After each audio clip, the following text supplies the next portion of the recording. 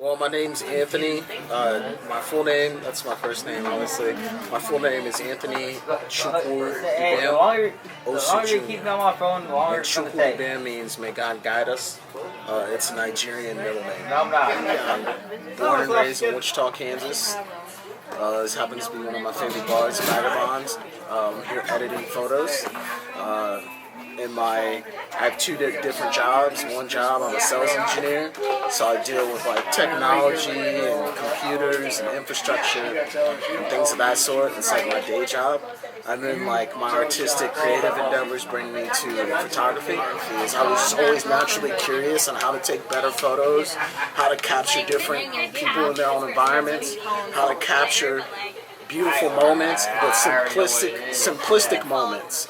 Not as complex as we see everything in the world now, which is ever so simple, like a flower or a tree bark with leaves growing, like little figments of leaves growing out of the tree bark for fall time, when you're taking pictures of fall, like the colors are so vibrant. But no, I zoomed in on the actual leaves, so you can see the veins that they have that keep them alive while they're on that tree. Even though they're dying, they're still preserved. So even in death, there's still a bit of life preserved in those veins that you see. If I took a picture of that standing far away, you wouldn't see all of that detail. But when I take a picture of the actual leaf and the beauty of its color, you can see even in dying, there is still preservation. Sure, I went to a tool store or an auto shop, just literally here down the street, and it was just this old school. They fix up hot rods and like really old school, like 1950, 1960 caliber cars. They fix them up, motorcycles and all that. So it was like an actual auto shop. And I took a picture of these wrenches, these socket wrenches.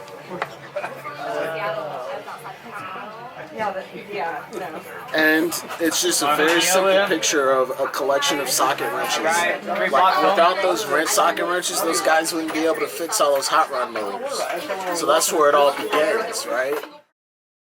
So my dad always taught me not to feel sorry for myself, not to blame somebody else for my problems, to go out and make it happen.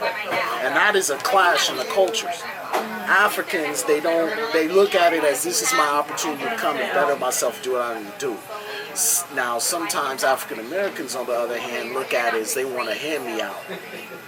Or they feel, they make excuses. Well, I can't do this because this person or this race is stopping me. And there's some truth to that. In Africa, the kids that are born, in some instances impoverished there, they don't have even a fifth of the options that an African American child has here in this country. And so playing the victim isn't necessarily always the best thing. You can be the champion too. You don't have to play the victim all the time. So that's what my dad instilled in me. And there is a clash there. There's a big clash there. My dad doesn't like to be called black. He's like, I'm not black. I'm African. And there's a difference. A lot of people that are born in this state don't even know Africa. All they know is what they see on TV. The kids are starving. They got flies on their face. They don't know the true Africa. They've never even been there. And they don't have interest to go there, which is saddening. Because that's where they came from. It's crazy. You got people that don't know anything other than what they've been force-fed. And luckily, I was taught that wasn't the case from a very young age. And I got to see Africa for as beautiful, vibrant, and incredible as it is and still is. I feel like a lot of black people in America are lost. They don't know where they come from at all. And they have no interest to know where they come from. All they know is what they've been taught by white America. No offense to you, but you're not American. But white America, all they know is American history books. They don't know that Africa, we came from scholars, alchemists, scientists, carpenters, engineers, engineered the Great Pyramids. We engineered a lot of beautiful things. There's a lot of pride to be had in Africa. Not all the stories that they feed you on the news. So that's what saddens me about it.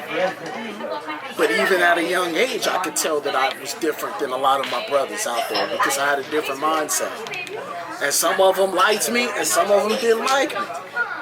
So as a child, I experienced that different set, even as an American child, but just being raised in a Nigerian household. A lot of the black kids didn't understand me. They always thought I was better than them, or I was like on some other shit. But I just had a different mentality. I carried my ethnicity with pride. I didn't carry it as a burden, if that makes sense. There's still racism everywhere. And it's just very, I know so, and it's just very hidden. It's very hidden in the system. The system. It's not necessarily like other people having conversations, it's the system. Like, I'll give you an example. I'm an engineer. Why am I the only engineer out of like 100 people in a company? I'm like, there's 3 black guys. Like, I don't see race. That's not my point. But what I'm saying is, when you're up there and you're by yourself, you start to look around and you start to say, where are my other brothers? Like, where's the diversity? Why is it just me? And then you become like that outlier of people that have worked or whatever, that are in those successful positions, but then you wonder why you don't see more of your own people. And that's not something that like you're looking for when you go into it. It's just like when you look around and you're like, I'm the only black guy in the room. What is wrong with that picture? You feel me? That's when you start to see it. And that's when you start to realize, when you get up in corporate America, there's not a lot of brothers up there.